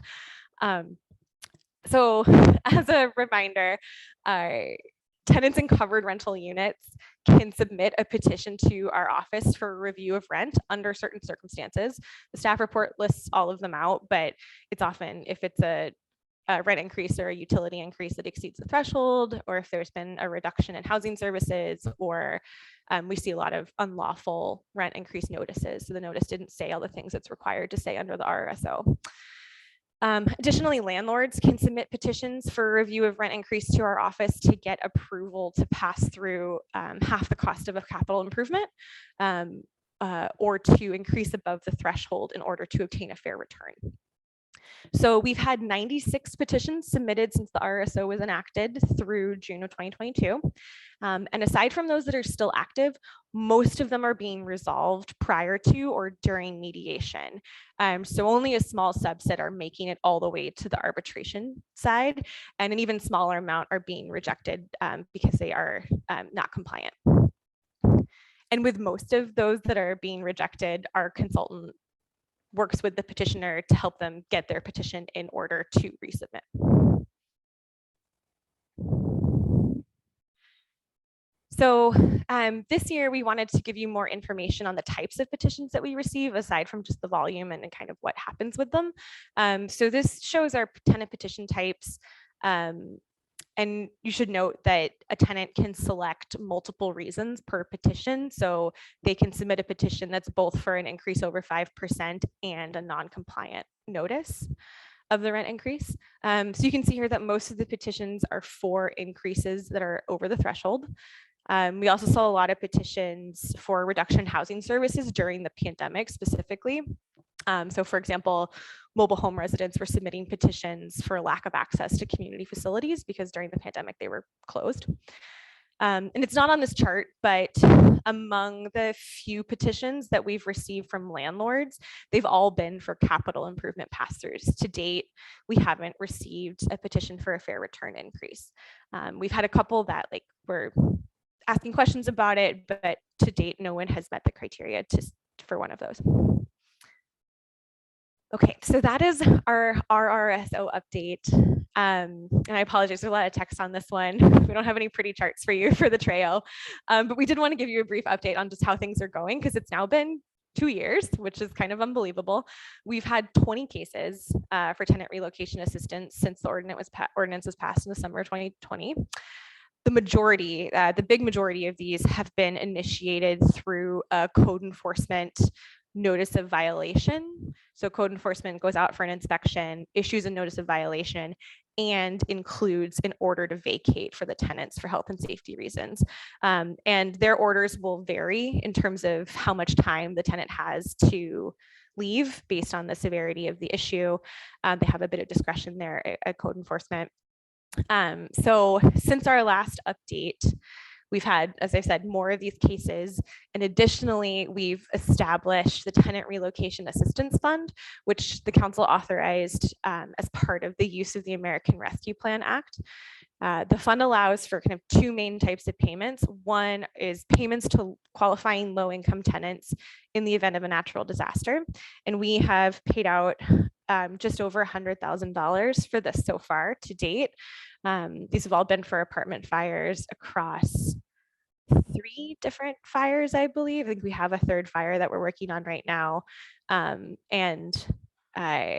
We have worked with landlords in those situations to make sure that the tenants are given access to the funds, and that comes from our fund, not the landlord, because they're not obligated to pay under the TRAO. The other type of payments that we're making are on behalf of non-compliant landlords. So when our office determines under the TRAO that a landlord is obligated to pay relocation assistance, when there's been a code enforcement order to vacate and the landlord won't pay, either they can't or they refuse, we now have this fund to make those payments on behalf of the landlords, and then we can go through an internal process to recover the cost from the landlords through a special assessment on their property. And we we're in the process of making one of those payments now. The implementation of the TRAO, I should say, has been kind of challenging. We have developed several forms and resource materials and we're doing a lot of technical assistance with the different stakeholders involved, but for each case, there are many variables that are kind of unknown and will change from case to case. And we need them to determine the amount of assistance owed, also to know what timeline is triggered. And it's complicated for staff to enforce. It's also really complicated for folks just to understand, kind of from like a lay perspective. So staff does recommend using the strategic roadmap process, this upcoming discussion of the strategic roadmap, to discuss making revisions to the TRAO as an additional activity under the Preserve, Protect, and Produce Housing Priority Area. So as I wrap up, I do want to touch on one more thing, which is some of the improvements that we've made recently to improve accessibility to the public. We now have a staff member at the permit center during its operating hours. So that co-locates us with other important services like code enforcement and revenues just across the hall. And this kind of helps reduce confusion. It reduces setting people up and down. Sometimes folks can't find us down the hall on the 4th floor. So we found just it's just better customer service. We are still open for walk-ins during off hours of the permit center, but we found that it's much easier on folks when we're downstairs. We've also started using an online appointment booking system, so people can go online to make a phone appointment or an in-person appointment. And for folks where that's like kind of a tech challenge, we'll also sometimes on the phone with them say, do you want to make an appointment to come in, and we can put that appointment in for them. And then finally, as part of our participation in the Eviction Prevention Learning Lab, which is with the National League of Cities and the Stanford Legal Design Center, we've been making some updates to our website, and we're continuing to make those improvements to improve accessibility, both for search engines and people when they're reviewing the website. So that concludes the update on the RSO. I appreciate your time, and I'll pass it back to Councilmember Landman. All right. Thank you very much for that work and for the report. I'll open it up for public comment at this point. If there's any members of the public who would like to comment on this item, please let us know by raising your hand. And I'm not seeing any. So I will go back to my colleagues. Who would like to start? Yeah, I'll go first. I just have a couple of some minor comments. First of all, thank you. This was a very interesting presentation. So, so thank you for that. A takeaway is, so clearly the moratorium worked. Clearly the protections that we have in there are doing, they're durable enough where they're standing up to to the process, and people are certainly going through it. So which is great. One question I was thinking as you were talking was, I know all of this is sort of quantitative data, Do we have, I'd be interested to see some case studies or some sort of case study data, interviews with, with a handful of individuals or renters to sort of see what their lived experience was, going through, an eviction process or going through the mediation process or something like that. I'd be interesting to, it'd be interesting to see that. I don't know how in depth, but maybe when this comes back to us, in a much bigger scale, that we find somebody that a couple of cases where we can sort of highlight their experiences, maybe, and even the landlord. It'd be interesting to see. Sometimes we have like post interviews, sometimes, anyways, but it'd be interesting to get some of that data. Also the public outreach, so that last slide that you had, great slide. I know you guys have been doing a lot of work. You guys have been present at a lot of community events, and I know you've been talking to a lot of people, and and I hear it. Let me tell you, I'm hearing it firsthand. People coming up to me and telling me that they have spoken to staff, and and they're being ushered through the process. So that's great, and so forth. And with that last slide that you had about using the the strategic initiative process or the strategic priority process, I forget what it was, but to include this or to apply the TREO program, the TREO strategy or program in that process. Absolutely, let's do it. I know this is a priority, and and clearly it's working. So thank you very much. I appreciate it. Thank you. Councilmember Wahab.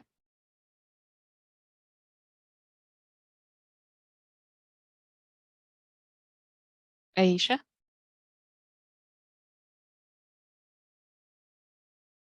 Okay, we'll circle back, but I'll jump in to add my comments. So I already gave my appreciation, so I'll just go to the comments part, which is, so yes, I concur with my colleague about, concur with Councilmember Salinas about, it's not up to me what's in the strategic planning for this next year, but I certainly would support taking a look at, what would be needed to streamline the process, what would support the implementation. That makes a lot of sense to me. I also wonder if it's worth exploring a technical advisory committee to really dig into the affordability issue. Again, in let me think how to say this, sort of to get at your point, Councilmember Salinas, about hearing the lived experience of renters, hearing the lived experience of landlords. We know that a lot of landlords have experienced people just deciding that they wouldn't pay rent because there was an eviction moratorium. We know that renters still have issues of rents going up above caps or rents going up twice in a year or things not being fixed. I mean, there's problems on both sides. And we know that the sort of model isn't affordable just on its face. And so digging into what does that look like and how does it look like? Also, perhaps what are some of the trends that perhaps a La Clinica or our mediation folks or RHA are hearing? I don't know if that's useful, but I throw it out there as an idea for those considering the strategic planning process next year. And whether or not there's capacity to even have such a group. But, rather than restarting that whole conversation of do we revisit this ordinance, but really try and dig in a little bit more about, are there trends that does make sense to address in some way, sort of taking a slower process on that, or a data-driven look at that. And speaking of data, the one other piece that, let me actually ask a question before I say that. Is this just a committee item, our regular update, or does this go to council? This is just an informational report to the task force. That's what I thought. Okay, that's fine. Not asking to change that. I think in future updates, it would be helpful to have information to try and gauge, and maybe you already have this from the displacement study, but we know that while the eviction numbers are exciting, we also know that displacement is a lot of rental increases and other things that are not captured by the unlawful detainer numbers. So trying to get a sense of how do we lose people.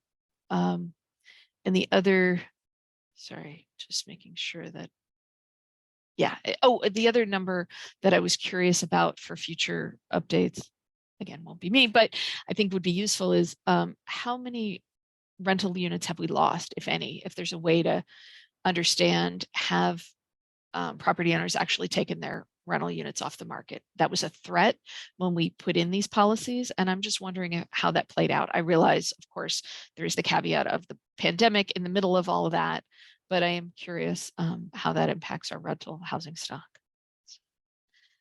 Thanks. I would just add a small piece in Please. response to the questions about qualitative data. The county is doing a survey of landlords to get a better understanding of where they stand in terms of like rental arrears. So it's not the richest qualitative source, but we are putting a link to that in our annual billing and expect to get Hayward specific data back from the county. So that's also a source that we'll have that captures something that we currently aren't able to measure. Yeah, I appreciate that. I know the county is right where we were in 2017 and 2018. Christina? I also wanted to add that SB 330 prevents housing loss for any units that are protected under our rent stabilization ordinance from demolition. So if they do demolish to redevelop, they would have to provide the replacement unit and give the tenant the right of first refusal. So there is some protections from developing the units and taking them off the rental housing market. And I think we've at least seen a couple of cases recently under the Ellis Act where they've taken the units off, they're proposing to take the units off the rental housing market.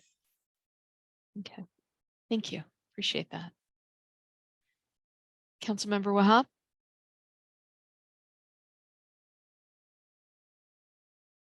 Okay. No, thank you. I didn't have any additional comments. I do appreciate the staff report. Okay, thank you.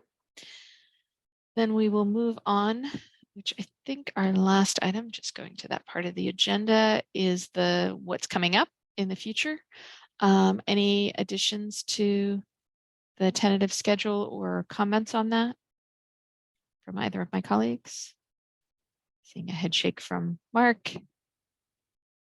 Hearing anything from Aisha. The one comment I had was there are a number of new legislations that either have been signed or might be signed by the end of the month. And I don't know if December is too soon to kind of get an update about how that impacts housing development, you know, the parking requirements one, AB 211, or 2011, sorry. But either December or March, I think it would be useful for this committee to have a sense of that.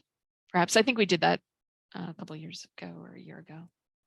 So, okay, thank you. Anything else for the good of the order?